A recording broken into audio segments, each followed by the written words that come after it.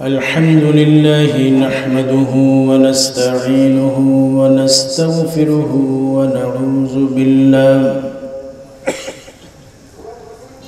ونعوذ بالله من شرور أنفسنا من يهده الله فلا مضل له ومن يضلله فلا هادي له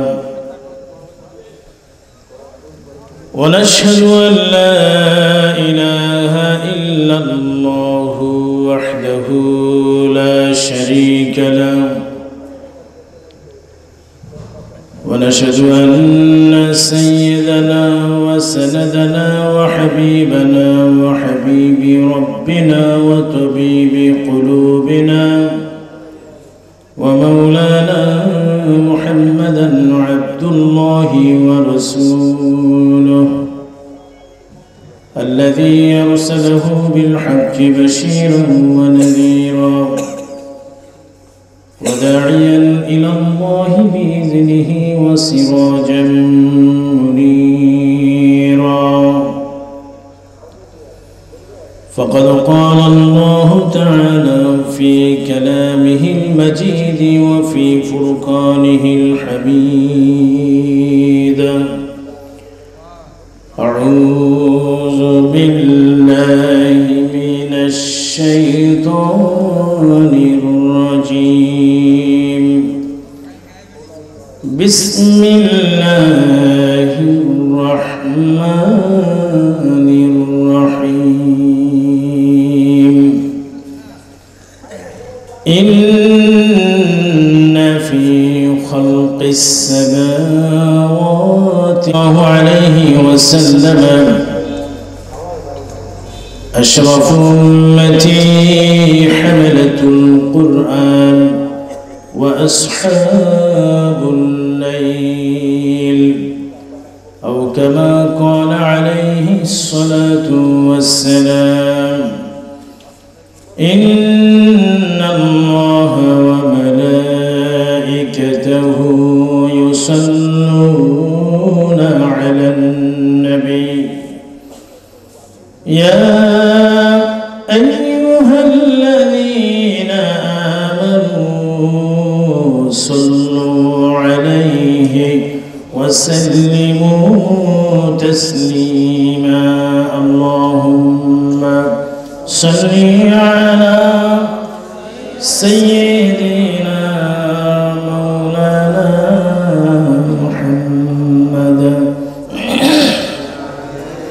وعلى آل سيدنا مولانا محمد بلغ العلا بكماله كشف الدجى بجماله حسنت جميع خصاله صلوا عليه وآله मुझे कुछ मिले या न मिले मोहम्मद मिले यानी वो शय जिसे अल्लाह मिले बलगल उला बिकमालिही कशफत दुजा बिजमालिही हसनत जमीअ खिसालिही صلوا عليه وآله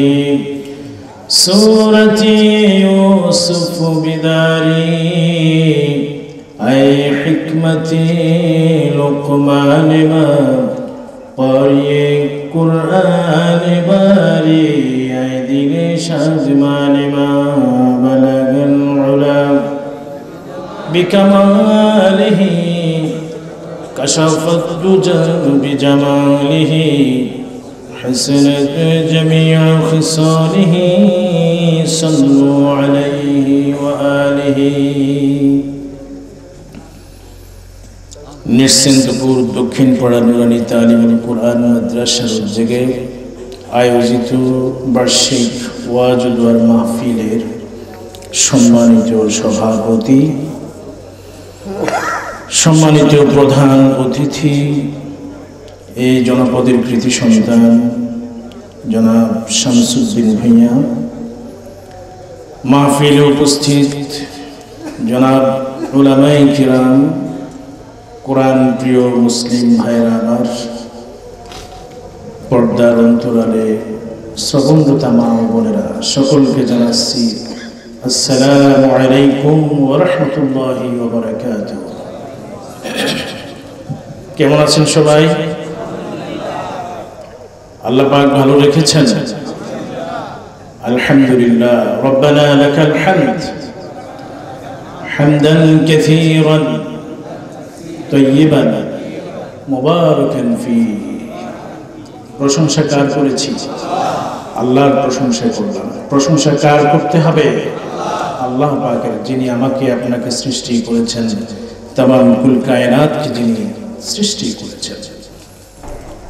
আমি আপনাদের সম্মুখে কোরআনুল কারীমের একটি আয়াতে কারিমা তেলাওয়াত করেছি এবং একটি হাদিস শরীফ থেকে তেলাওয়াত করেছি।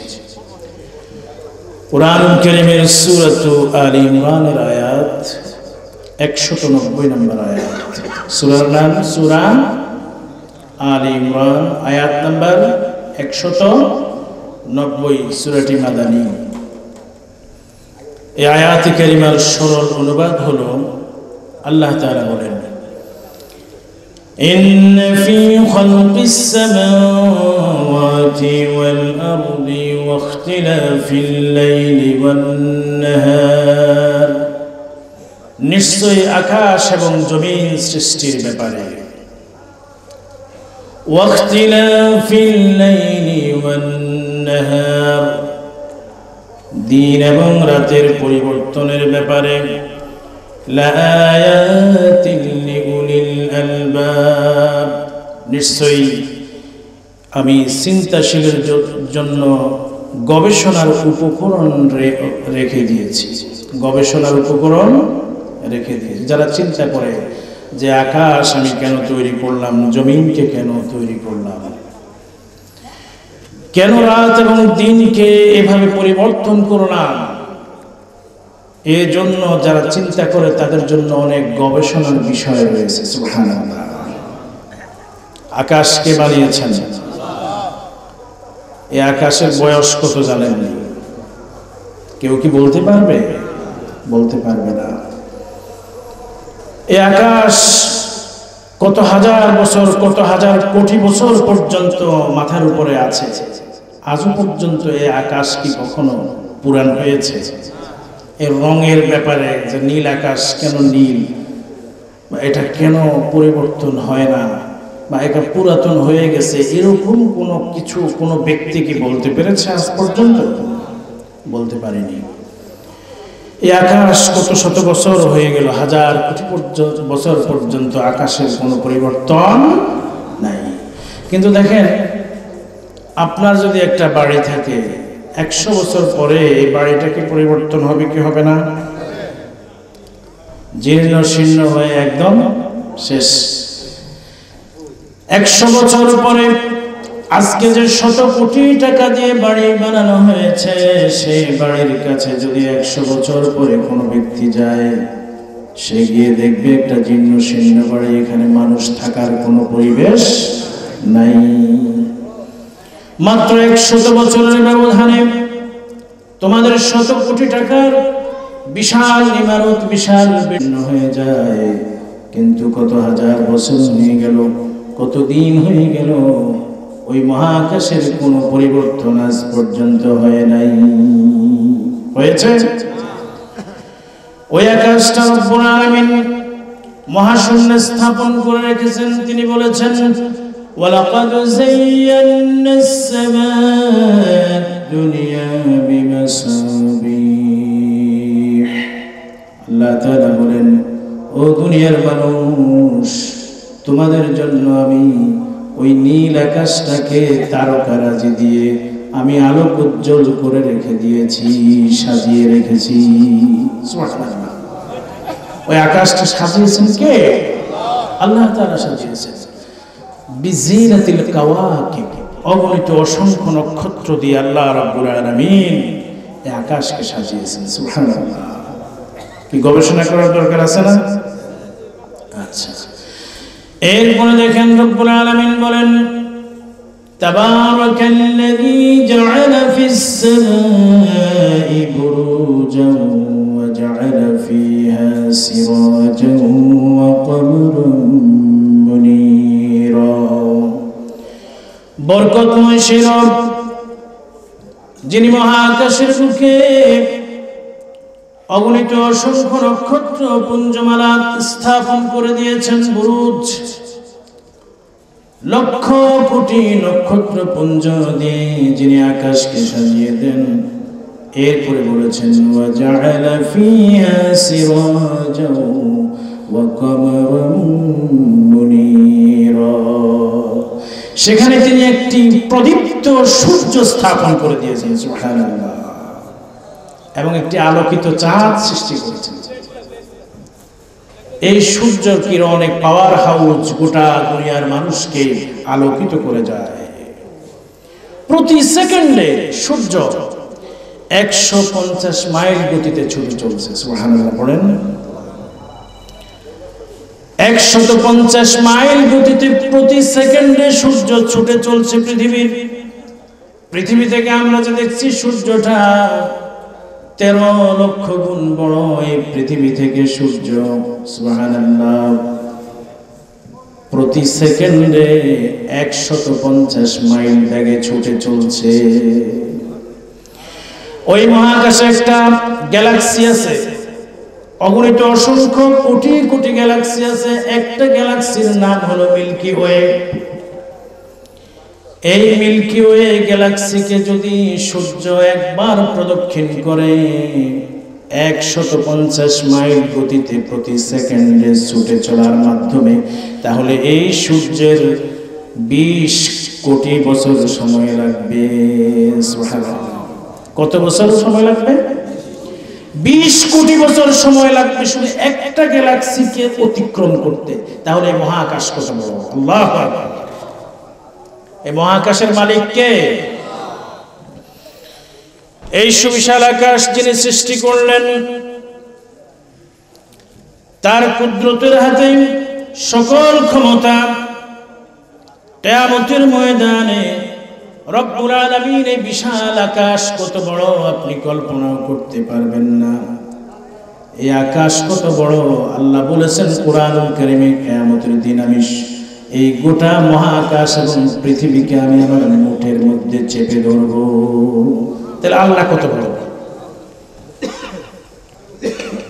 সূর্য যদি একটা গ্যালাক্সিকে অতিক্রম করতে 20 কোটি বছর লাগে, এই মহাকাশের ওই মহাকাশকে আল্লাহ রাব্বুল আলামিন তার ডান হাতের কুদরতে ধরবেন সুবহানাল্লাহ। কুরআনুল কারীমে আল্লাহ রাব্বুল আলামিন বলেন ওয়াল আরদু জামিআন ক্বাবদাতুহু ইয়াওমাল কিয়ামাতি ওয়াস সামাওয়াতু মাতউইয়াতুন বিয়ামিনিহি। রব্বুল আলামিন বলেন এই পৃথিবী এবং পৃথিবীর বুকে যা কিছু আছে এবং এই মহাকাশ সব কিছু আমি আমার কুদরতের ডান হাতের মুষ্টিতে চেপে ধরব। জোরে জোরে বলুন সুবহানাল্লাহ। আপনারা বুঝতে পারছেন আল্লাহ রাব্বুল আলামিন কত বড়? এত বিশাল মহাকাশ এবং পৃথিবীকে যার কুদরতের হাতে তিনি ধরবেন কিয়ামতের দিন। আল্লাহু আকবার। এই আকাশ থেকে যিনি বৃষ্টি বর্ষণ করে তোমাদেরকে রিজিকের ব্যবস্থা করছেন। বৃষ্টি বর্ষণ কোথা থেকে হয়? আকাশ যদি বৃষ্টি বর্ষণ না করে জমিনের জন্য কোনো খাবার আছে? কোনো রিজিকের ব্যবস্থা আছে? নাই। রব্বুল আলামিন বলেন এই আকাশ থেকে তোমাদের খাবারের ব্যবস্থা করছি, তোমাদের রিজিকের ব্যবস্থা করছি।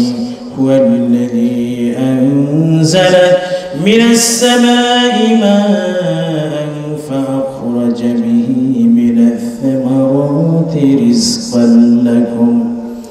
আমি এমন রব ওই আকাশ থেকে বৃষ্টি বর্ষণের মাধ্যমে তোমাদের জন্য রিজিকের ব্যবস্থা করি। সুবহানাল্লাহ। যদি আকাশ বৃষ্টি বর্ষণ বন্ধ করে দেয় দুনিয়ার মানুষ, তোমাদের খাবারের কোনো বন্দোবস্ত থাকবে না। এখন বলুন আকাশ কার হুকুম মানে? জমিন কার হুকুম মানে? সূর্য কার হুকুম মানে? চন্দ্র কার হুকুম মানে? রব্বুল আলামিন বলেন ইউসাব্বিহু লাহু মা ফিস সামাওয়াতি ওয়া মা ফিল আরদ, আকাশ এবং জমিনে যা কিছু তোমরা দেখতে পাও সব কিছু মহান রব্বুল আলামিনের তাসবিহ ঘোষণা করছে, তার তাসবিহ করছে, তার পবিত্রতার বর্ণনা করছে। এই আকাশ জমিন আল্লাহর তাসবিহ পাঠ করে, আর মানুষ কি করে? আল্লাহ দ্রোহী কাজ করে। আল্লাহ যা পছন্দ করেন, আল্লাহ যা নিষেধ করেন, সেই কাজগুলো মানুষ করে। তামাম এই সৃষ্টি জগৎ কার হুকুমে চলে? কার হুকুমে চলে? আল্লাহ রাব্বুল আলামিনের হুকুমে তামাম সৃষ্টি জগৎ চলে, এবং পৃথিবীর তামাম জগতের যা কিছু আমরা দেখতে পাই সব কিছু আল্লাহ তাআলার নির্দেশ মেনে চলে। সূর্য যে অবস্থানে আছে সে অবস্থান থেকে যদি একটু নিচের দিকে চলে আসে, এই পৃথিবীতে কোনো মানুষ আর বসবাস করতে পারবে না। চন্দ্র যে অবস্থানে আছে সে যদি আরেকটু নড়ে চড়ে বসে, তার নির্দিষ্ট কক্ষপথ থেকে সরে যায়, তাহলে পৃথিবী ধ্বংস হয়ে যাবে। সূর্য এবং চাঁদ আল্লাহ রাব্বুল আলামিনের হুকুম মেনে চলে। লাশ-শামসু ইয়ানবাগি লাহা আন তুদরিকাল কমারা ওয়ালাল-লাইলু সাবিকুন নাহার।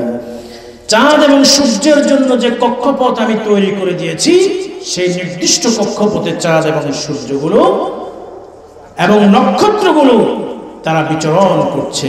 সুবহানাল্লাহ। তারা কার হুকুম মেনে চলছে? আল্লাহর হুকুম মেনে চলছে।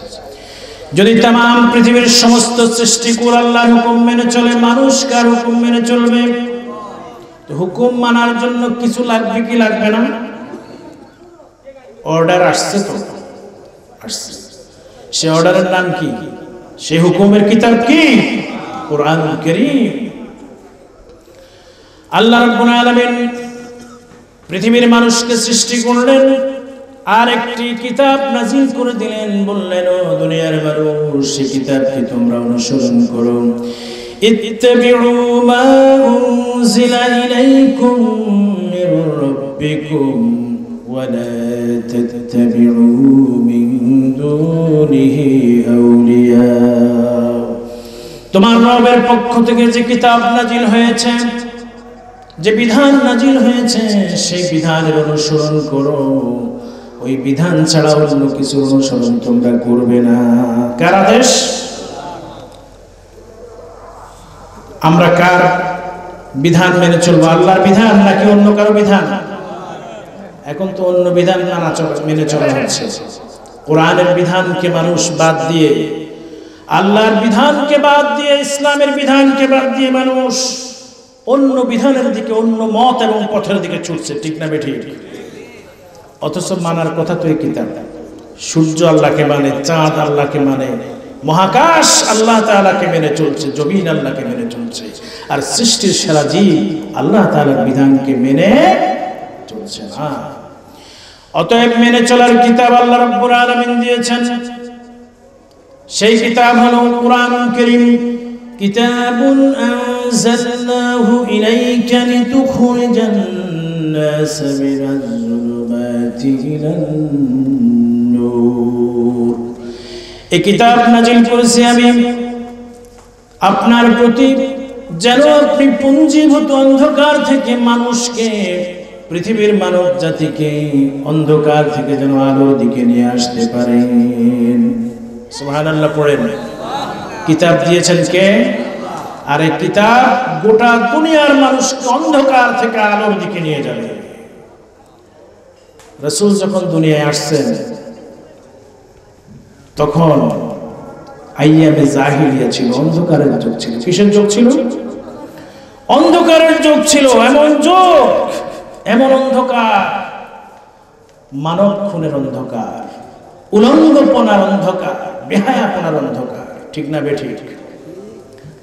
উলঙ্গ হয়ে মানুষ কাবাগর তওয়াফ করত, কাপড় ছিল না মানুষের। এত ভয়াবহ নিকৃষ্ট একটি যুগ ছিল। সেই যুগের নাম কি? জাহিলিয়াতের যুগ। সেই জাহিলিয়াতের যুগকে আল্লাহর নবী পরিবর্তন করে দিলেন কিতাবের মাধ্যমে। কিসের মাধ্যমে? এই কিতাবের মাধ্যমে এমন পরিবর্তন করলেন যে সমাজ হয়ে গেল আলোকিত সমাজ। রাসূল বললেন, খায়রুল কুরুনি করনি, আমার যুগ হচ্ছে পৃথিবীতে শ্রেষ্ঠ যুগ। কিতাব দিয়ে তিনি সমাজকে পরিবর্তন করেছেন, নাকি নিজের মত দিয়া? কি দিয়া পরিবর্তন করছেন? আজকেও এই বাংলাদেশের মানুষকে, বাংলাদেশের সমাজকে, এই বাংলাদেশ নামক রাষ্ট্রকে যদি সত্যিকারের পরিবর্তন করতে হয়, আলোকিত করতে হয়, তাহলে কি লাগবে? কিতাব। এর বিকল্প আর কিছু আছে? নাই। আল্লাহ রাব্বুল আলামিন বলেন, ইত্তাবিউ মা উনজিলা ইলাইকুম মির রাব্বিকুম ولا تتبعوا من دونه أولياء। তোমার রবের পক্ষ থেকে যে কিতাব তোমার প্রতি নাজিল হয়েছে, সেই কিতাবকে তোমরা অনুসরণ করবে। অনুসরণ করতেই হবে। এর অনুসরণ ব্যতীত, এর বিধান বাস্তবায়ন ব্যতীত এই জমিনে কখনো শান্তি প্রতিষ্ঠা সম্ভব নয়। আমার বন্ধু, আল্লাহর নবী মুহাম্মদুর রাসূলুল্লাহ এমন একটি সমাজ তৈরি করেছেন।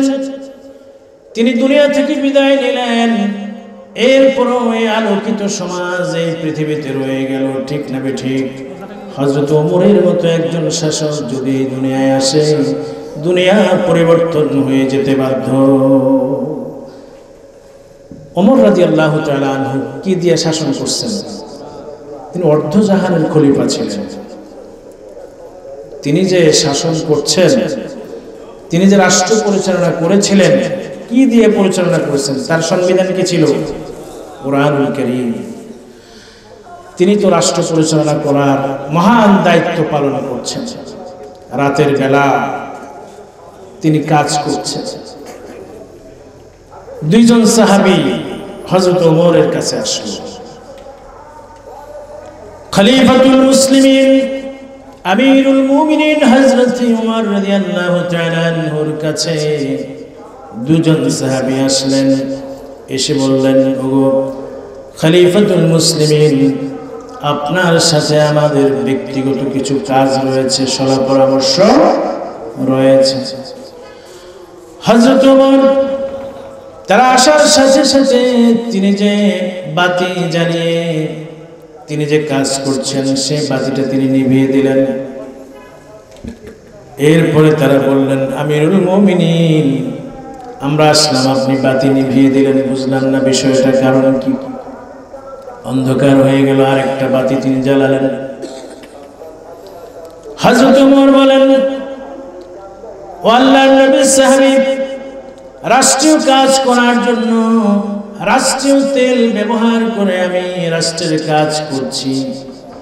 যদি আমি আমার ব্যক্তিগত কাজ, তোমাদের ব্যক্তিগত সলা পরামর্শ রাষ্ট্রের তেল ব্যবহার করে যদি করি, কিয়ামতের ময়দানে আল্লাহ রাব্বুল আলামিনের দরবারে আমাকে জবাব দিতে হবে। কি কঠিন কথা! এমন একজন শাসক হযরত ওমর, তার এই শাসন পদ্ধতি যদি আজকের পৃথিবীর শাসকেরা যদি সেটা অনুসরণ করত, তাহলে এই দুনিয়াতে আর কোনো হিংসা, হানাহানি, ফিতনা, ফাসাদ, কোনো অশান্তি থাকতো না। দুর্নীতি, কালোবাজারি কিছুই থাকতো না। একটি সুন্দর সমাজ হয়ে যেত, কোরআনের সমাজ। কেমন শাসক তিনি! রাতের অন্ধকারে প্রজাদের সমস্যা দেখার জন্য, মানুষের সমস্যা দেখার জন্য তিনি ঘরের বাইরে রাতের অন্ধকারে ঘুরে বেড়ান। কারো কোনো সমস্যা আছে নাকি? একদিন মদিনার অলিতে গলিতে তিনি হাঁটছেন, দেখতে পেলেন একজন মানুষ খুবই দিশেহারা অবস্থায়,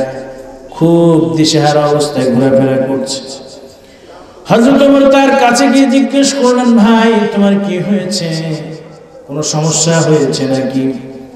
লোকটি বলল, আপনাকে তো চিনি না, সমস্যা হয়েছে, আমার স্ত্রী গর্ভবতী, সন্তান দুনিয়ায় আসবে, কিন্তু এমন পরিস্থিতি হয়েছে আমি ছাড়া তাকে সহযোগিতা করার আর কেউ নাই, কিন্তু তাকে যে আমি সহযোগিতা করব এই ধাত্রীবিদ্যা সম্পর্কে আমার কোনো জ্ঞান নাই, আমি কিছু বুঝি না, কিন্তু কি করব, এই গভীর রাতে কোথায় যাব? হযরত ওমর তাকে বললেন, ভাই তুমি একটু দাঁড়াও, আমি আসছি। বাড়িতে চলে গেলেন। বাড়িতে গিয়ে স্ত্রীকে বললেন, অতি দ্রুত আমার সাথে চলো। হযরত ওমর তার বিবিকে সাথে করে নিয়ে আসলেন। ওই লোকটাকে বললেন, এই মহিলাকে সাথে করে নিয়ে যান, আপনার স্ত্রীর কাছে নিয়ে যান। এরপরে কিছুক্ষণ পরে হযরত ওমর তিনি শুনতে পেলেন একটি বাচ্চার কান্নার আওয়াজ শোনা যাচ্ছে। হযরত ওমরের স্ত্রী বললেন, ও আমিরুল মুমিনিন, আপনার সাথীকে জানিয়ে দিন তাকে আল্লাহ রাব্বুল আলামিন একটি পুত্র সন্তান দান করেছেন। সুবহানাল্লাহ। ওই লোকটা ভাবলো, এই সাধারণ মানুষ আমার উপকার করেছে, তাকে কিছু দিনার কিছু দিরহাম দিয়ে দেব। লোকটা যখন কিছু দিনার দিরহাম দিতে চাইলেন, ওমর রাদিয়াল্লাহু তাআলা আনহু বললেন, আমাকে কিছু দিতে হবে না, আমি তোমাকে সহযোগিতা করেছি, তোমার সাহায্য করেছি, এটা আমার দায়িত্ব ছিল। লোকটা মনে মনে ভাবলো, এই রাষ্ট্রের খলিফা ওমর না হয়ে যদি এই ব্যক্তি হতো তাহলে পুরা রাষ্ট্রে আর কোনো সমস্যা থাকতো না। তার মনের ভিতরে এই চিন্তা আসলো। হযরত ওমর বললেন, তুমি কি ভাবছো? তোমাকে জানিয়ে দিই, এই রাষ্ট্রের খলিফা আমি, আমিরুল মুমিনিন, আমি ওমর। আর তোমার স্ত্রীকে যে সহযোগিতা করেছেন সে হলো আমার স্ত্রী। সুবহানাল্লাহ। এই ছিল শাসক। এমন শাসক এই পৃথিবীতে আর আসবে, কিন্তু আমরা আশা করছি আল্লাহ তাআলা এই জাতির জন্য, এই দেশের জন্য, এই জনপদের জন্য ওমরের মতো শাসক আবার পাঠিয়ে দাও। আমিন বলেন। আমার বন্ধু, যদি হযরত ওমরের মতো শাসক পেয়ে যান, রাষ্ট্রে কোনো দুর্নীতি থাকবে না, কোনো অনাচার থাকবে না, কোনো অন্যায় থাকবে না।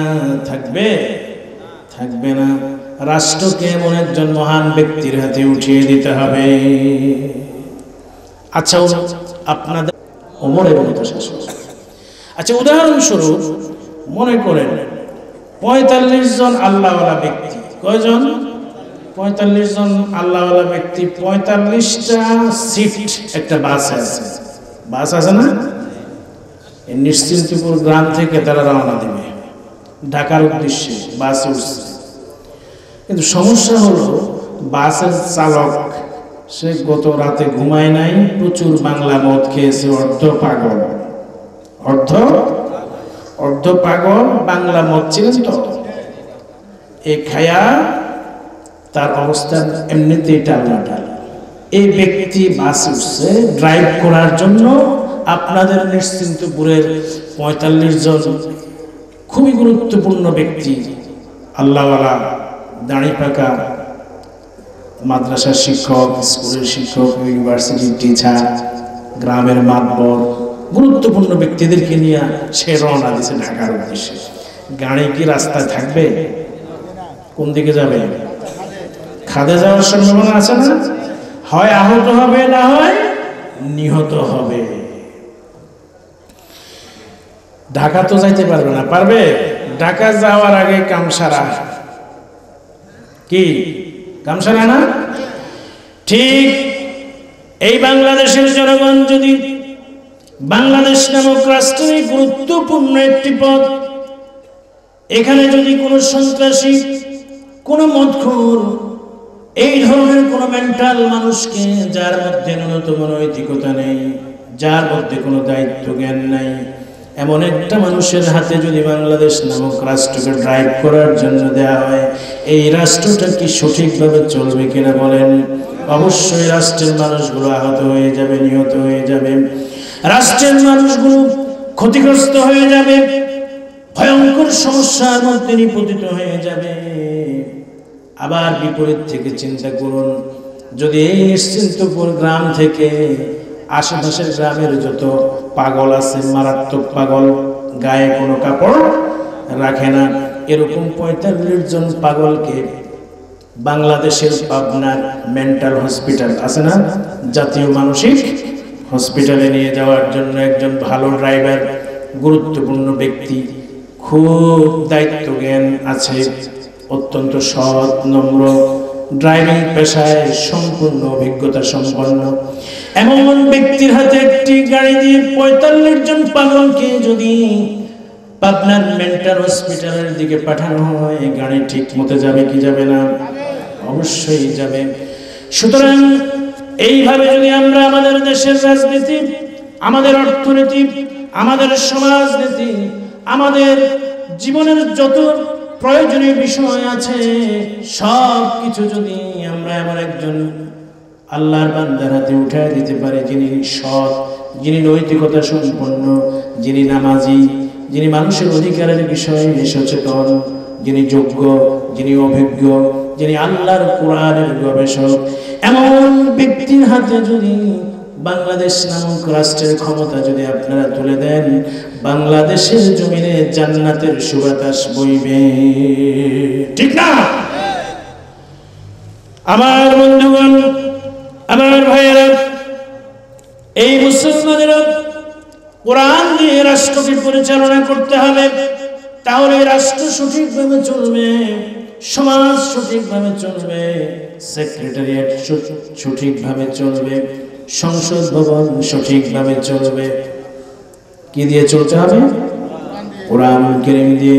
হযরত ওমর যে রাষ্ট্র পরিচালনা করেছেন, সেই রাষ্ট্র কি দিয়ে চলেছিল বলেন?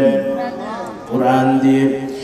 কোরআন দিয়ে রাষ্ট্র পরিচালনা করার জন্য, সমাজ পরিচালনা করার জন্য, কোর্ট কাছারি পরিচালনা করার জন্য, সেক্রেটারিয়েট পরিচালনা করার জন্য নির্দেশ কে দিয়েছেন? আল্লাহ রাব্বুল আলামিন বলেন, ওয়ামান লাম ইয়াহকুম বিমা আনজালাল্লাহু ফাউলাইকা হুমুজ জালিমুন। কোরআন শরীফে আছে, রব্বুল আলামিন বলেন, যারা আল্লাহর বিধান অনুযায়ী সমাজ পরিচালনা করবে না, দেশ পরিচালনা করবে না, রাষ্ট্র পরিচালনা করবে না, আইন আদালত কোর্ট পরিচালনা করবে না, সেক্রেটারিয়েট পরিচালনা করবে না, তারা হচ্ছে জালিম। তারা কি? জালিম। এটা কি আমি বলেছি না আল্লাহ বলেছেন? যে মুসলমান কোরআন কারীমের বিধানকে প্রত্যাখ্যান করে মানব রচিত বিধান দিয়ে যদি সমাজ এবং রাষ্ট্র পরিচালনার সিদ্ধান্ত নেয়, অবশ্যই সে আল্লাহর দরবারে জালিম হিসেবে পরিগণিত হয়ে যাবে। বাংলাদেশের মানুষেরা গত এই 53 বছরে এরকম জালিম দেখেছে কি দেখে নাই? এই জুলাই আগস্টের গণহত্যায় জালিমদের আচরণ বাংলাদেশের মানুষ প্রত্যক্ষ করেছে। কেমন জালিম ছিল, কেমন জালিম ছিল তারা। সামান্য ক্ষমতার মোহে 2000-এর বেশি তাজা প্রাণকে স্নাইপার রাইফেলের বুলেট দিয়ে তারা এই জমিনে শহীদ করে ফেলেছে। হাজার হাজার মায়ের বুক খালি করে দিয়েছে জালিমেরা। হাজার হাজার মানুষকে পঙ্গু করে দেওয়া হয়েছে তাদের ক্ষমতার লোভে। লক্ষ লক্ষ মানুষকে নির্যাতন নিপীড়ন করেছে, এমন নিপীড়ন করেছে, এমন অত্যাচার করেছে, জেলখানাগুলোতে আর মানুষ ধরে না। শুধু সাধারণ মানুষ নয়, আল্লাহর কিতাবের গবেষক যারা, কোরআন কারীমের গবেষক যারা, ইসলামের বাণী যারা প্রচার করে, তাদেরকে পর্যন্ত জেলখানায় বন্দী করা হয়েছে। এই বাংলার প্রথিতযশা আলেম, বিখ্যাত আলেম, কোরআনের পাখিকে 1 যুগেরও বেশি সময় ধরে অন্ধকার কারাগারের প্রকোষ্ঠে রেখে শহীদ করে দেওয়া হয়েছে। ঠিক না? এই জালেমেরা বাংলাদেশকে একটি কারাগারে পরিণত করেছিল। আল্লাহ রাব্বুল আলামিন এই জালেমদের হাত থেকে বাংলার মানুষকে হেফাজত করেছেন। ঠিক না বেটি? রব্বুল আলামিনের দরবারে লাখ শুকর, এই জালেমদের অত্যাচার থেকে আল্লাহ রাব্বুল আলামিন বাংলাদেশের মানুষদেরকে হেফাজত করেছেন। তো বাংলাদেশের মানুষের এখন দায়িত্ব কি বলেন? দায়িত্ব কি? ওই আল্লাহ রাব্বুল আলামিনের শুকর আদায় করা, যে রব্বুল আলামিন তাদের জন্য এই সুন্দর সুযোগ তৈরি করে দিয়েছেন। এখন শুকর আদায় করার জন্য, আল্লাহ রাব্বুল আলামিনের শুকর আদায় করার জন্য আল্লাহর বিধানকে কায়েম করতে হবে। আল্লাহর বিধান এই জমিনে কায়েম হোক, তা চান কি চান না? কারণ এই বিধান নিয়ে আমাদেরকে মৃত্যুবরণ করতে হবে, এই বিধান নিয়ে আমাদেরকে বেঁচে থাকতে হবে, এই বিধান নিয়ে এই দুনিয়া থেকে আমাদেরকে যেতে হবে। এই কোরআন ছাড়া আমাদের দ্বিতীয় আর কোনো পথ নাই। কিন্তু সমস্যা হলো, এই দেশের মানুষেরা কোরআনের কিছু অংশকে মানে, আর কিছু অংশকে মানে না। যে অংশটুকু কোরআন থেকে ভালো লাগে সে অংশের উপরে তারা ঈমান আনে, সে অংশটুকু তারা ভালোবাসে, আমল করে। কোরআনুল কারীমের ভিতরে নামাজের কথা আছে না নাই? নামাজ পড়তে তাদের কাছে ভালো লাগে। কোরআনুল কারীমের ভিতরে যাকাতের কথা আছে না নাই? যাকাত দিতে তাদের কাছে ভালো লাগে না। আল্লাহর পথে দান করার কথা যখন আসে তখন তারা দান করতে চায় না, কারণ দান করতে তো খরচ করতে হয়। কি আছে না এমন মুসলমান? কোটি কোটি টাকার মালিক গরিবদেরকে, অসহায় মানুষদেরকে একটা টাকা দান করতে তার কলিজা ছিঁড়ে যায়। অসহায় মানুষের জন্য তাদের মন কখনো কাঁদে না। আবার এই কোরআনুল কারীমের ভিতরে সুদের বিরুদ্ধে আয়াত আছে না নাই? ওই ব্যক্তি সুদের কার্যক্রমের সাথে জড়িত আছে, কোরআন শরীফের কিছু অংশকে মানে আর কিছু অংশকে মানে না। এই জাতির ব্যক্তি যারা, তাদের ইবাদত আল্লাহ রাব্বুল আলামিনের দরবারে কখনো কবুল হয় না। শুধু তাই না, ইবাদত করে শিরক মিশ্রিত ইবাদত। কি মিশ্রিত? শিরক। আপনাদের এলাকায় শিরক আছে না নাই? এই কপাল কার কাছে নত হবে? কিন্তু দুঃখের বিষয় হলো, এমন মুসলমানও আছে যারা তাদের পীর বাবার কাছে গিয়ে মাথা নত করে, পীর বাবার কবরে গিয়ে সেজদা করে, মৃত বাবার কাছে গিয়ে সাহায্য চায়। সাহায্য চাইতে হবে কার কাছে? কোন মাজারের পীরের কি ক্ষমতা আছে আপনাকে কিছু দেয়ার? وَإِنْ يَمْسَسْكَ اللَّهُ بِضُرٍّ فَلَا كَاشِفَ لَهُ إِلَّا هُوَ। আল্লাহ রাব্বুল আলামিন যদি তোমার কোনো অকল্যাণ চান, এই পৃথিবীর মানুষের কোনো ক্ষমতা নাই তোমাকে তারা কল্যাণের পথে নিয়ে যাবে। আল্লাহ রাব্বুল আলামিন তোমাকে যদি কোনো উপকার করতে চান, তোমার কোনো ভালো করতে চান, তাহলে পৃথিবীর কোনো মানুষ তোমার কোনো কল্যাণ করতে পারবে না। কল্যাণ ও কল্যাণের মালিক কে? সেজদা পাওয়ার মালিক কে? প্রশংসা পাওয়ার মালিক কে? কিন্তু কিছু মুসলমান এমন আছে যারা আল্লাহকে বাদ দিয়ে পীরের দরবারে ঘুরে বেড়ায়, মাজারে মাজারে ঘুরে বেড়ায়, ওইখান থেকে যায় আর জান্নাতের সার্টিফিকেট কিনে আনে। কি কিনে আনে? জান্নাত কি তার বাবার দিনের সম্পত্তি দলিল করে দিয়েছে, যাও তোমাকে টিকিট দিয়ে দিলাম, মরার পরে জান্নাতে চলে যাবে। কি লাগবে? কয়ে 2 লাখ টাকা দাও, একটা মহিষ দাও, একটা গরু দাও, আর জান্নাতের টিকিট নিয়ে যাও। আছে না নাই? এইভাবে শিরক চলছে। وَمَن يُشْرِكْ بِاللَّهِ فَقَدْ حَرَّمَ اللَّهُ عَلَيْهِ الْجَنَّةَ যে ব্যক্তি আল্লাহর সাথে শিরক করবে আল্লাহ রাব্বুল আলামিন তার জন্য জান্নাতকে হারাম করে দিবেন। আপনাদের চট্টগ্রামে, আমাদের চট্টগ্রাম আপনাদের না, চট্টগ্রাম বিভাগে না আমরা, ওখানে তো মাজার বেশি। ড্রাইভার হঠাৎ করে স্লো করে ফেলেছে গাড়ি। কি করেছে? খুব স্লো। এখন যাত্রীরা সবাই বললো আপনি হঠাৎ করে এভাবে গাড়ি স্লো করে দিলেন, কারণ কি? খুব গরম একটা মাজার আছে। কি মাজার আছে? গরম মাজারের এখান দিয়ে যাওয়ার সময় স্লো করে গাড়ি যাইতে হবে, যদি বেশি জোরে যাই তাহলে গরম মাজার গাড়ি উঠে দিবে। বুঝতে পারছেন? নাউযু বিল্লাহি। চিন্তার শিরক। কিসের শিরক? চিন্তার ভিতরে শিরক। আমি চিন্তা করি মৃত ব্যক্তি যদি কবর থেকে এই কাহিনী করে তাহলে জীবিত থাকলে তো মানুষ একটাও রাখতো না। কি ঠিক না? এই জন্য কল্যাণ দেওয়ার মালিককে, অকল্যাণ দেওয়ার মালিককে, সন্তান দেওয়ার মালিককে, আবার সন্তান না দিয়ে একেবারে বন্ধাত্ব করে দেওয়ার মালিককে।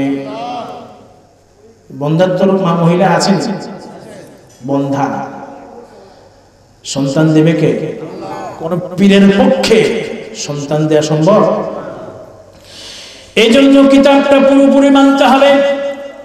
রব্বুল আলামিন বলেছেন ফাতুমিনুনা বিবা'দিল কিতাবি ওয়া তাকফুরুনা বিবা'দ ফামা জাযাউ মান ইয়াফআলু যালিকা মিনকুম ইল্লা খিzyun ফিল হায়াতিদ দুনিয়া ওয়া ইয়াওমাল কিয়ামাহ। যদি এই কিতাবের কিছু অংশকে মানো আর কিছু অংশকে প্রত্যাখ্যান করো তাহলে তোমাদের জীবনকে আমি দুর্বিষহ করে দেব, তোমাদের জীবনকে লাঞ্ছিত করে দেব। তোমরা এই জীবনে লাঞ্ছিত হবে, অপমানিত। আমার বন্ধুরা, আজকে মুসলমানেরা এই দুনিয়ায় লাঞ্ছিত, অপমানিত। এটা ঠিক না বেঠিক?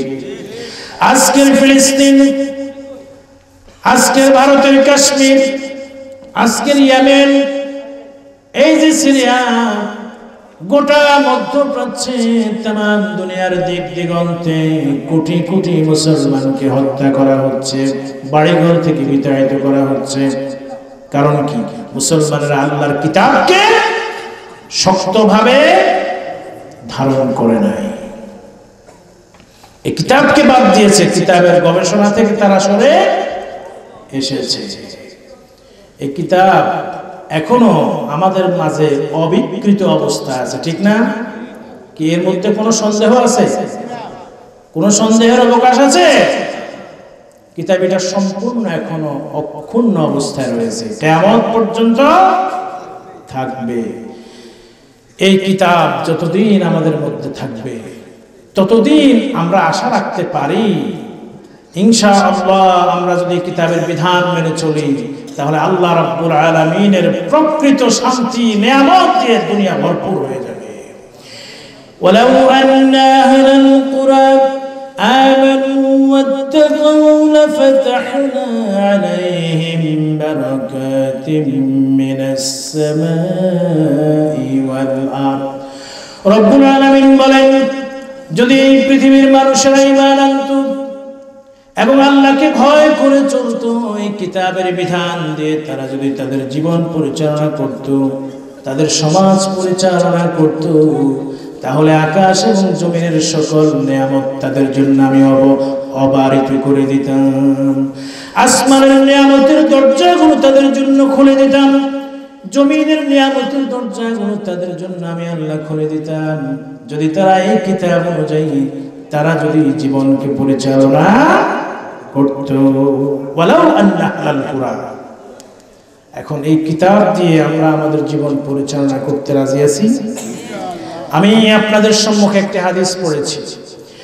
রাসূলুল্লাহ সাল্লাল্লাহু আলাইহি সাল্লাম বলেন, আশরাফু উম্মতি হামালাতুল কুরআন, আশরাফু উম্মতি হামালাতুল কুরআন ওয়া আসহাবুন নাইল। আমার উম্মতের মধ্যে দুই শ্রেণীর মানুষের মর্যাদা সবচাইতে বেশি। কয় শ্রেণীর মানুষের মর্যাদা? দুই শ্রেণীর মানুষের মর্যাদা কারা জানেননি?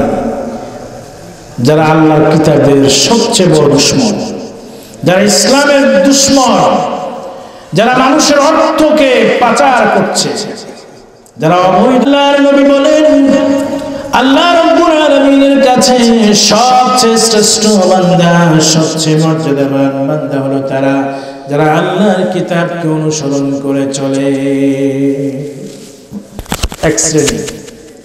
আরেক শ্রেণীকে ওয়াহামালাতুল লাইল, শেষ রাতের ইবাদতকারী। কোন রাতের ইবাদতকারী?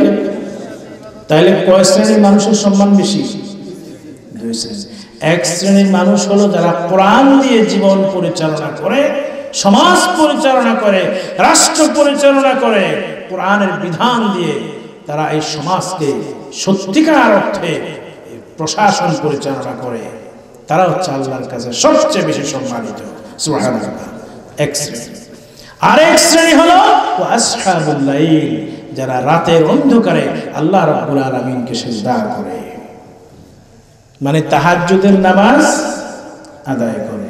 আপনারা তাহাজ্জুদের নামাজ আদায় করেন তো? হুজুর আমরা তো 5 ওয়াক্ত নামাজে পড়ি না। কি নামাজ আদায় করা লাগবে কি লাগবে না? আল্লাহর কাছে সম্মানিত, আল্লাহ তাআলার কাছে মর্যাদা পাওয়ার জন্য নামাজের বিকল্প আর কিছু আছে? নামাজের বিকল্প আর কিছু নাই। ওয়া আসহাবুল লাইল, রব্বুল আলামিন বলেন ওয়ামিনাল লাইলি ফাতাহাজ্জাদ বিহি নাফিলাতান লাকা আসা আন ইয়াবআসাকা রাব্বুকা মাকামান মাহমুদা।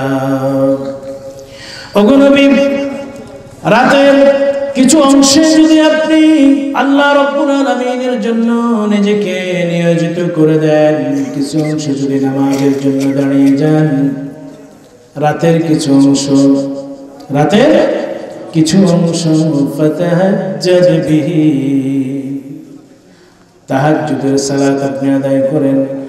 আসা আন ইয়াবআসাকা রাব্বুকা মাকামান মাহমুদা, আমার আল্লাহ ঘোষণা করেন আপনাকে প্রশংসনীয় স্থানে তিনি পৌঁছায় দিবেন, মাকামে মাহমুদে পৌঁছায় দিবেন।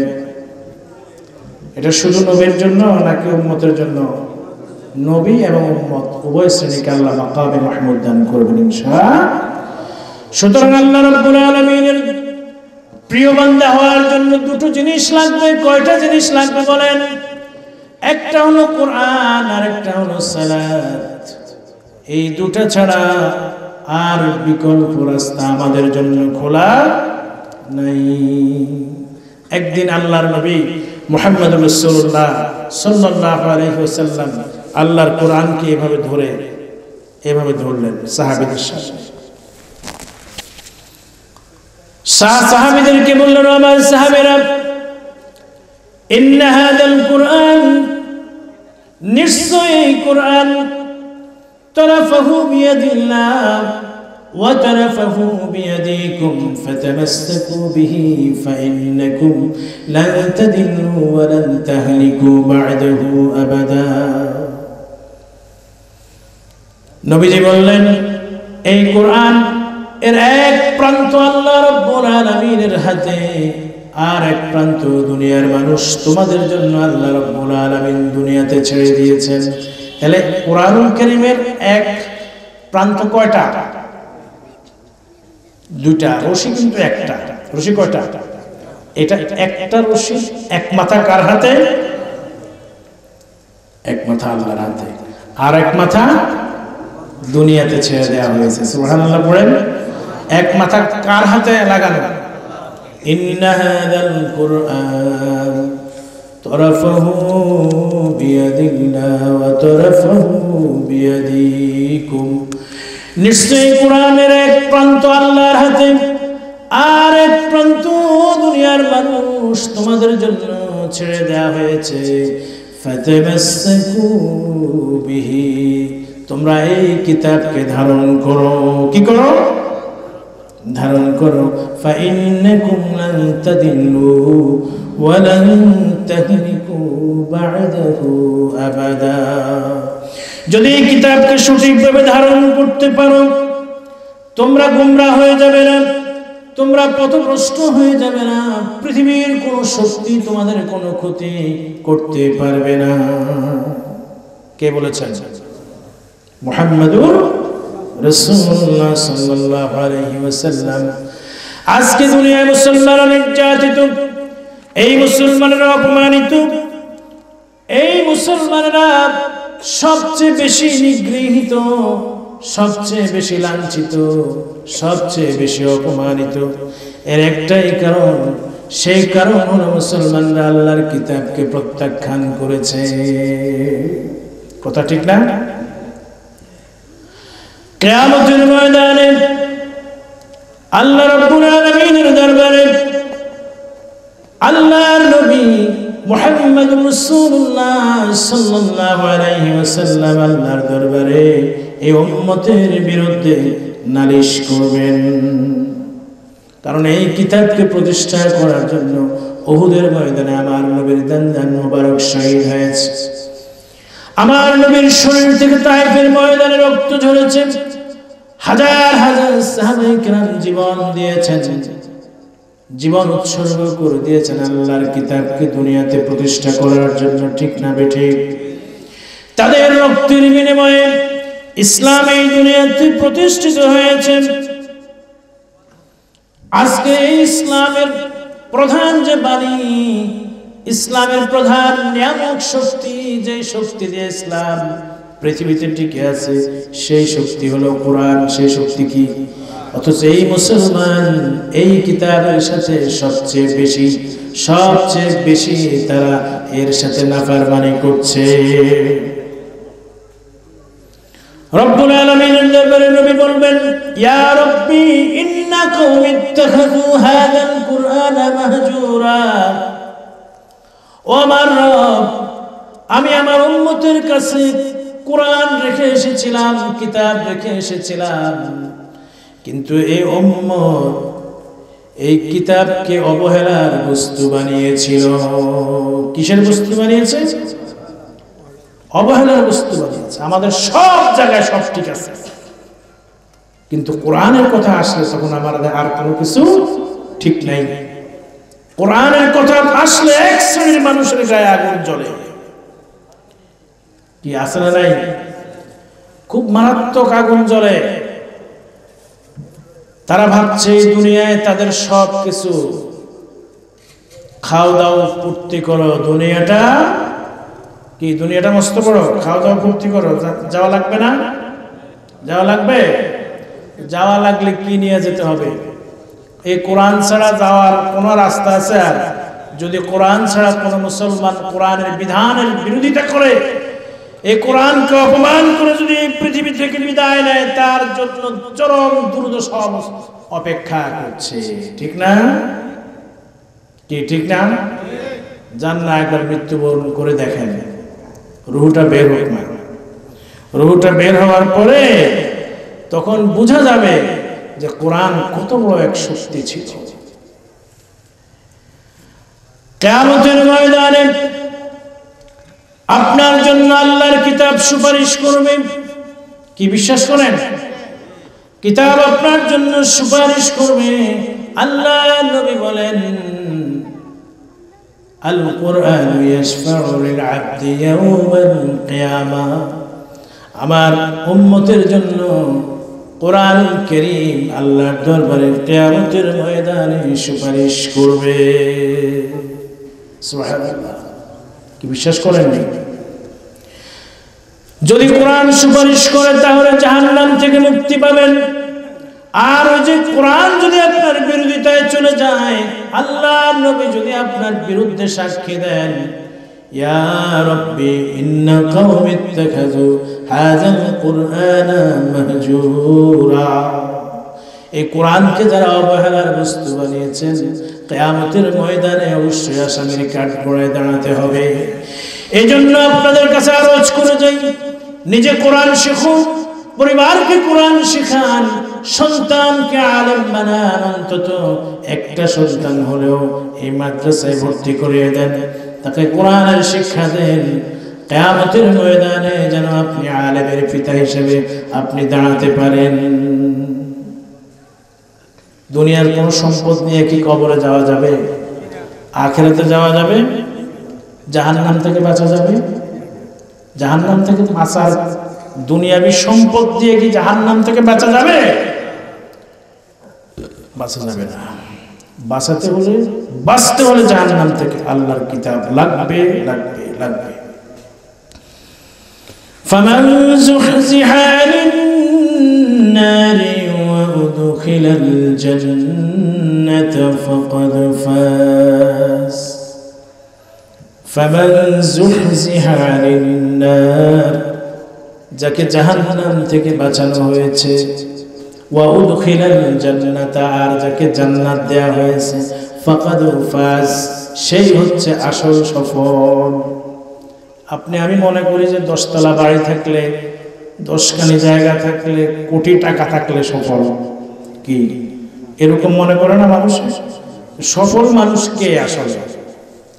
সফল মানুষকে এটা কি আমি বলবো, আপনি বলবেন না আল্লাহ বলবে? নিশ্চিন্তপুরের মানুষ সবাই একসাথে হয়ে যদি বলে যে আমাদের প্রধান মেহমান, প্রধান অতিথি জনাব শামসুদ্দিন ভূঁইয়া উনি সফল, ওনার কোটি কোটি টাকা আছে, হ্যাঁ আল্লাহ ওনাকে হায়াত দারাজ করুন, আমিন বলেন। ওনার কোটি টাকা, ওনার কোটি টাকার সম্পত্তির কারণে কি উনি সফল হবেন? বা উনি সফল হবে? আপনারা কেউ সফল হবেন? আমার আল্লাহ বলেন, আজকে তো আমাদের একজন উপদেষ্টা ইন্তেকাল করেছেন, আপনারা জানেন এটা? কোটি কোটি টাকার মালিক, অনেক সম্পত্তির মালিক, অনেক সম্মানের অধিকারী একজন উপদেষ্টা দুনিয়ার জীবন থেকে চলে গেছেন। উনি সফল নাকি উনি ব্যর্থ, এ বিচার কার হাতে? আমাদেরকে চলে যেতে হবে না? আমাদেরকে চলে যেতে হবে না? চলে যেতে হবে। এখন কি সফল হব না ব্যর্থ হব, এই সিদ্ধান্ত কার হাতে? রব্বুল আলামিন বলছেন, ফামান যুহজিহা আনিন নার ওয়া উদখিলাল জান্নাতা ফাকাদ ফাজ। জাহান্নাম থেকে যাকে মুক্তি দেওয়া হলো, জান্নাত তাকে দান করে দেওয়া হলো, সেই সফল হয়ে গেল। সুবহানাল্লাহ। ওয়া মাল হায়াতুদ দুনিয়া ইল্লা মাতাউল গুরুর। এই পার্থিব জীবন, দুনিয়ার এই রঙ্গমঞ্চ একটি ধোঁকা ছাড়া আর কিছুই নয়। কার কথা? আল্লাহর কথা। আমার বন্ধুগণ, এই জন্য আল্লাহ রাব্বুল আলামিনের দরবারে সব সময় একটি প্রত্যাশা করবেন, রব্বুল আলামিন যেন তোমার কোরআন নিয়ে আমি জীবন পরিচালনা করতে পারি, তোমার ইবাদত বন্দেগী করে যেন আমি মৃত্যুবরণ করতে পারি, সেই তৌফিক তুমি আমাকে দান করো। ইয়া আইয়ুহাল্লাযীনা আমানু যকুরুল্লাহা যিকরান কাসীরা ওয়াসাব্বিহুহু বুকরাতাও ওয়া আসীলা। কত সুন্দর করে আমার আল্লাহ বলেন, ও ইমানদারেরা, আল্লাহর স্মরণ বেশি বেশি করে করো, বেশি বেশি করে আল্লাহর স্মরণ করো। বাজারে গেলেও কার স্মরণ হবে? মাঠে গেলেও কার স্মরণ হবে? রাজনীতির ময়দানে কার স্মরণ হবে? সংসদ ভবনে কাকে স্মরণ করা হবে? সব জায়গায় কার স্মরণ করতে হবে? বেশি না কম? আমার আল্লাহ বলে বেশি স্মরণ করা লাগবে। উযকুরুল্লাহা যিকরান কাসীরা, বেশি বেশি করে তোমার রবকে স্মরণ করো। ওয়াসাব্বিহুহু বুকরাতাও ওয়া আসীলা, এবং আল্লাহ রাব্বুল আলামিনের জন্য সকাল সন্ধ্যায় পবিত্রতা বর্ণনা করো। রাজি আছেন? এই পার্থিব জীবন শেষ হয়ে যাবে, এই জীবন সম্পূর্ণভাবে ধ্বংস হয়ে যাবে, কিছুই থাকবে না। এই বাড়ি গাড়ি, এই অট্টালিকা, এই মান সম্মান সব কিছু ধূলিসাৎ হয়ে যাবে। কিছুই থাকবে না, সব শেষ হয়ে যাবে। একটা জিনিস থাকবে। কয়টা জিনিস থাকবে? একটা, সেটা হলো ঈমান। সেটা কি? ঈমান। সেই ঈমান নিয়ে যেন আমরা কবরে যেতে পারি। আল্লাহ তুমি সেই তৌফিক আমাদের দান করো। আমাকে শেষ করার জন্য বলা হয়েছে, আমি আর বেশি বাড়াবো না, অনেক রাত হয়ে গেছে, তাই না? আপনাদের কষ্ট হচ্ছে। ওমা তৌফিকি ইল্লা বিল্লাহ। আসসালামু আলাইকুম ওয়া রাহমাতুল্লাহি ওয়া বারাকাতুহু। একটু সম্মানিত সভাপতি সাহেব কথা বলেন। سيدنا ونبينا وشفيعنا حبيبنا مولانا محمد وعلى آله وصحبه وبارك وسلم. اللهم آمين. ربنا ظلمنا أنفسنا وإن لم تغفر لنا وترحمنا لنكونن من الخاسرين. ربنا آتنا في الدنيا حسنة وفي الآخرة حسنة وقنا عذاب النار. ربنا هب لنا من أزواجنا وذرياتنا قرة أعين واجعلنا للمتقين إماما.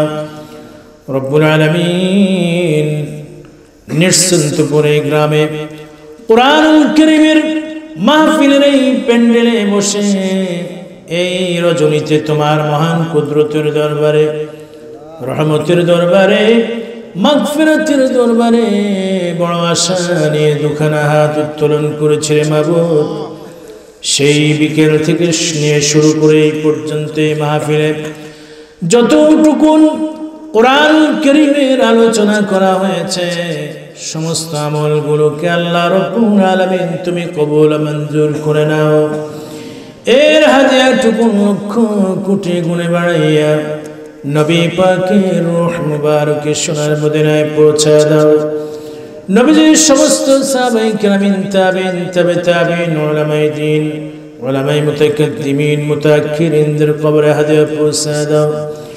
রব্বুল আলামিন এই মাহফিলের আয়োজন যারা করেছেন, অর্থ দিয়েছেন, সময় শ্রম দিয়েছেন, রব্বুল আলামিন যে সকল প্রবাসীরা অর্থ দিয়ে সময় দিয়ে এই মাহফিলকে অনুষ্ঠিত হওয়ার জন্য চেষ্টা করেছেন, সময় শ্রম দিয়েছেন, অর্থ দিয়েছেন, কিয়ামতের কঠিন ময়দানে রব্বুল আলামিন এর উসিলায় আপনি তাদেরকে জান্নাতুল ফিরদাউস নসিব করে দেন আল্লাহ।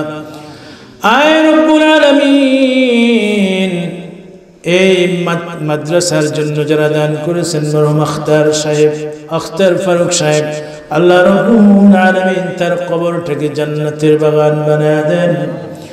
রব্বুল আলামিন এই কোরআনের উসিলায়, কোরআনের মাহফিলের উসিলায়, মাদ্রাসার উসিলায় তার কবরকে নূর দিয়ে আলোকিত করে দেন আল্লাহ। আল্লাহ তাআলা আজকে যারা উপস্থিত হয়ে পর্যন্ত মাহফিলে ধৈর্য ধারণ করে বসে আছেন, কোরআনের কথাগুলো শুনলেন, আল্লাহ কিয়ামতের কঠিন ময়দানে আল্লাহ এর উসিলায় আপনি আমাদের সবাইকে ক্ষমা করে দিয়েন, জাহান্নামের আগুন থেকে আমাদের মুক্তি দিয়েন আল্লাহ। রব্বুল আলামিন এই কোরআনের মাহফিলের আয়োজন যারা করলেন, আয় আল্লাহ এই মাহফিলে যারা আসলেন এবং শুনলেন, আল্লাহ সবার জন্য এই মাহফিল নাজাতের জরিয়া হিসেবে কিয়ামতের দিন আল্লাহ আপনি কবুল করুন। রব্বুল আলামিন অসুস্থ যারা আছি মেহেরবানি করে সুস্থ করে দেন আল্লাহ। অভাব অনটন যারা আছে আল্লাহ অভাব অনটন দূর করে দেন। রব্বুল আলামিন আমাদের সন্তানদেরকে আলোকিত মানুষ হিসাবে, মানুষের মতো মানুষ হিসাবে গড়ে ওঠার তৌফিক দান করেন। আমাদের স্ত্রীদের, আমাদের কন্যাদের, আমাদের মেয়েদেরকে পর্দা করে চলার তৌফিক দান করেন। রব্বুল আলামিন বেশি বেশি আপনাকে স্মরণ করার তৌফিক আমাদের দান করে দেন আল্লাহ। রব্বুল আলামিন আপনার প্রিয় গোলামদের কাতারে আমাদের শামিল করে নেন, যারা আপনাকে ভালোবাসে, দ্বীনকে ভালোবাসে, ইসলামকে ভালোবাসে, কোরআনকে যারা ভালোবাসে, যাদের জন্য আপনি জান্নাত প্রস্তুত করেছেন রে মাবুদ, সেই সমস্ত বান্দাদের সাথে আমাদেরকে আপনি কবুল করুন। রব্বুল আলামিন, আপনার দরবারে ফরিয়াদ, যারা মা হারাচ্ছেন, যারা বাবা হারাচ্ছেন, যাদের মা বাবা কবরের বাসিন্দা হয়ে গেছে, আল্লাহ ওই মা বাবার কবরটাকে জান্নাতের বাগান বানায় দেন। রব্বুল আলামিন, যাদের বাবা মা বেঁচে আছেন, হায়াতে তাইয়্যিবা নসিব করে দেন। রব্বিরহামহুমা কামা রাব্বায়ানি সগীরা। আল্লাহ তাআলা বাংলাদেশের জমিনকে ইসলামের জন্য কবুল করেন। এই জমিনের বুকে ইসলামের রাজ প্রতিষ্ঠিত হওয়ার তৌফিক দান করুন। ও আল্লাহ, তাম দুনিয়ার সমস্ত নির্যাতিত নিপীড়িত মুসলমানদের আপনি হেফাজত করুন। আল্লাহ গো, ফিলিস্তিনের বুকে, ফিলিস্তিনের অসহায় নির্যাতিত নিপীড়িত লক্ষ লক্ষ মুসলমান কত কষ্টে নিদারুণ যন্ত্রণা রয়েছে। আল্লাহ ফিলিস্তিনের মুসলমানদেরকে আপনি হেফাজত করুন। রব্বুল আলামিন, জালিম ওই ইসরায়েলিদেরকে আল্লাহ আপনি দুনিয়ার বুক থেকে নিশ্চিহ্ন করে দেন, পৃথিবীর বুকে শান্তি প্রতিষ্ঠিত করে দেন। তাম দুনিয়ার সমস্ত মুজাহিদদেরকে আল্লাহ আপনি দ্বীনের পথে অটল রাখুন। রব্বুল আলামিন, এই রজনীতে আপনার দরবারে ফরিয়াদ, আল্লাহ জাহান্নামের আগুন আমাদের জন্য হারাম বানায় দে। আল্লাহ তাআলা এই মাদ্রাসাকে আপনি কবুল করেন, কিয়ামত পর্যন্ত এই মাদ্রাসাকে আল্লাহ কবুল করেন। এই মাদ্রাসা থেকে আলেম তৈরি করে যেন এই সমাজে কোরআনের আলো ছড়িয়ে দিতে পারে এমন আলেম আপনি তৈরি করে দেন রে আল্লাহ।